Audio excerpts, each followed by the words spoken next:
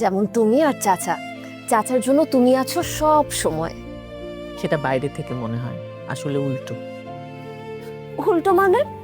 চাচা তো তোমাকে ছাড়া কিছুই বোঝে না। সেটাও ঠিক আছে, কিন্তু তোর চাচা না থাকলে আমার যে কি হতো। আসলে সে আমার যে কত বড় ভরসা, কত বড় সহায়। তোমাদের লাভ স্টোরিটা এত সুন্দর। এবার মিহির আসুক, মিহিরকে ধরবো। হয়েছে, তোর আর লাল হতে হবে না। তুই এক কাজ কর, তোর চাচাকে চাকা দিয়ে আয়। চা ঠান্ডা হয়ে গেলে তার তো আবার, মেজাজ গরম। তাহলে এই গরম চাটা তাকে দে, ওই ঠান্ডা চাটা আমি খেয়ে ফেলি। ঠিক আছে।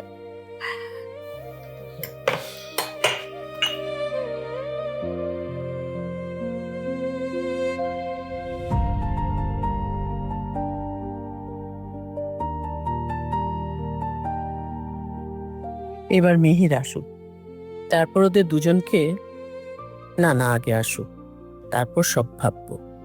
আগে ভাববো না বাবা, কতদিন আমি আমার ছেলেটাকে দেখি না।